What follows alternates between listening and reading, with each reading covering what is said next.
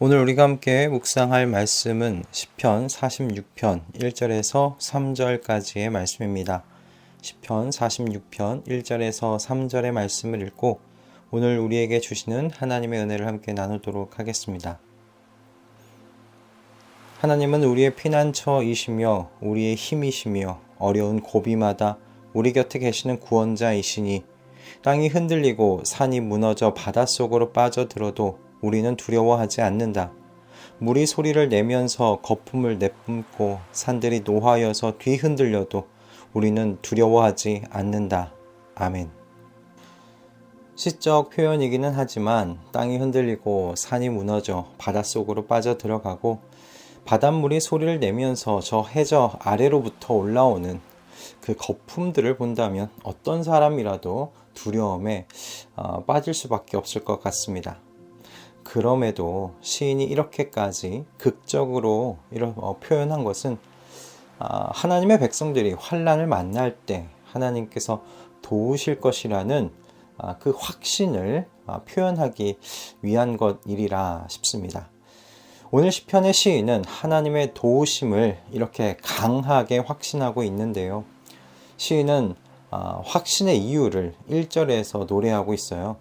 하나님이 성도의 피난처이시기 때문에, 하나님께서 성도의 힘이 되시기 때문에, 그리고 하나님께서 성도가 어려운 고비마다 그 곁에 계시는 구원자이시기 때문이라고 이야기하는 것이죠. 이것이 시인이 하나님의 도우심을 강하게 확신하는 바로 그 이유입니다. 시인의 이런 고백이 그런데 시인만의 것은 아니죠. 하나님의 백성들의 삶에서 저는 공통적으로 경험되어지고 있는, 지금도 경험되어지고 있는 것들이라 생각을 해봅니다.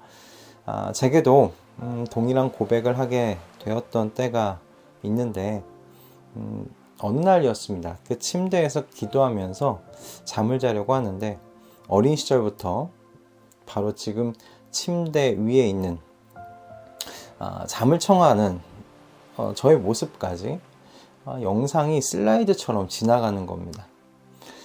그렇게 슬라이드처럼 지나가고 난 이후에 그 모든 기억들을 곰곰이 생각해 보니 제 삶의 어려운 고비마다 하나님께서 계셨다는 것을 부인할 수 없는 그런 기억들이더라고요. 그 모든 영상이 눈앞에서 스쳐 지나가듯 지나가고 난 다음에 제가 고백할 수밖에 없었던 것은 이것이었습니다. 하나님께서 여기까지 저를 도와주셨습니다. 제 인생의 고비고비마다, 구비구비마다 하나님께서 저를 도와주셨습니다. 그래서 하나님께서는 저의 유일한 왕이십니다. 그렇게 침대 위에서 무릎을 꿇고 고백했던 때가 기억이 납니다. 그렇기 때문에 저도 확신하는 것은 시인과 같이 모든 성도는요, 어려운 고비마다 피난처 되시는 하나님, 나의 힘이 되시는 하나님을 경험할 수 있다는 것이죠. 그러므로 내 앞에 다가오는 두려움과 염려 앞에 우리는 믿음으로 선언할 수 있습니다. 나는 두려워하지 않겠다 라고 말이죠. 성도가 환난 앞에서 두려워하지 않는 이유는 이처럼 여러분 담력이 좋아서가 아닙니다. 감정을 잘 컨트롤할 수 있기 때문도 아닙니다. 능력이 출중해서도 아닙니다. 성도가 환난 앞에서 두려워하지 않겠다고 담대하게 선언하고 선포할 수 있는 이유는 바로 시인이 노래하는 이 하나님에 대한 믿음 때문입니다. 지금까지 성도의 어려운 고비 때마다 옆에 계셔 주셨던 하나님께서요, 앞으로도 변함없이 행해 주실 것을 믿기 때문이죠. 그래서 성도는 어려움 앞에서 담대하게 이번 환난도 하나님 안에서 나는 넉넉히 이기고 지나갈 것이다, 그렇게 선포할 수 있는 겁니다.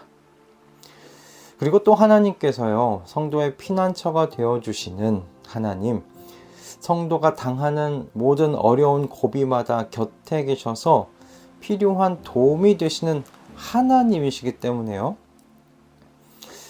역으로 환난은 성도에게 있어서 보이지 않으시는 하나님을 가장 가까이서 경험할 수 있는 기회가 되기도 합니다. 1절에 우리말로 어려운 고비마다 우리 곁에 계시는 구원자이시니 라고 번역된 부분을 원문 그대로 직역을 해보면요. 그는 환난 때에 도움으로 풍성하게 발견되다 라는 의미입니다. 발견되시는 하나님이라는 거예요. 이게 무슨 말입니까? 성도의 환난 때에 하나님께서는 풍성한 도움으로 자기 자신을 드러내시고 증명하신다는 거죠. 그러므로 성도가 당하는 환난은 오히려 우리 곁에 계시는 그 하나님께서 드러나실 기회요. 우리와 함께 사시며 동행하고 계시는 하나님을 가까이에서 경험할 수 있는 가장 좋은 기회라고 우리가 생각할 수 있다는 겁니다.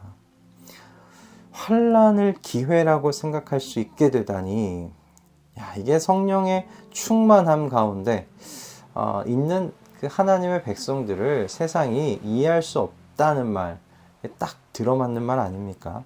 이렇게 환난을 기회로 생각할 수 있는 사람들을 세상이 어떻게 이해할 수 있겠습니까? 예전에 어떤 목사님께서 환난과 고난은 성도에게 찾아오는 하나님의 은혜가 쓴 가면의 이름이라고 하셨던 기억이 납니다.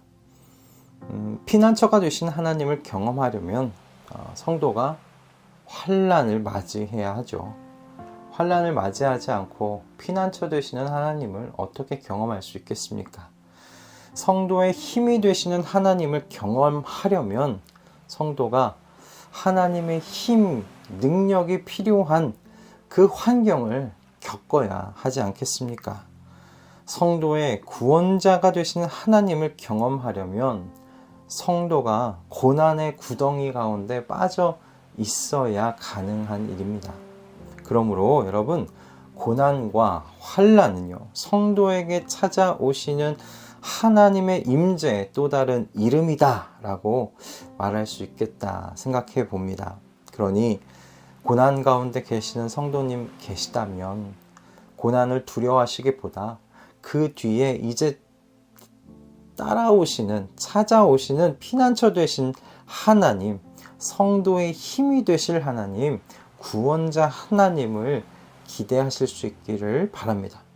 그래서 고난의 한가운데서 하나님은 나의 왕이시라고 힘껏 외칠 수 있는 저와 여러분 다 되시기를 소원합니다. 고난과 환난 가운데 계십니까? 하나님의 도움을 바라시며 잠잠히 구원하시는 하나님의 임재와 은혜를 기다리시길 주님의 이름으로 축복합니다. 실제로 땅이 흔들리고 산이 무너져 바닷속에 빠지더라도 두려워하지 않고 믿음으로 담대하게 주님께서 나의 피난처시라고, 나의 힘이시라고, 나의 구원자시라 선포하는 저희가 되기를 이 아침에 우리 함께 기도하십시다. 하나님께서 성도의 삶의 구비구비마다 성도 곁에 계심을 그의 도우심으로 증명하실 줄 믿습니다. 할렐루야. 기도하겠습니다. 주님, 어떤 고난과 환난의 상황에도 저희를 도우실 주님을 의심하지 않게 하여 주시옵소서. 믿음으로 굳건히 서 있도록 인도하여 주시옵소서. 하나님은 나의 피난처이시고 힘이시고 구원자이심을 믿음으로 고백하는 우리 되게 하여 주시사, 고난이 저희 앞에 찾아왔을 때 두려워하는 것이 아니라 오히려 하나님의 도움을 기대하는 저희 되게 하여 주시옵소서. 저희의 피난처시요 힘이시요 구원자 되시는 주 예수 그리스도의 이름으로 기도드립니다. 아멘.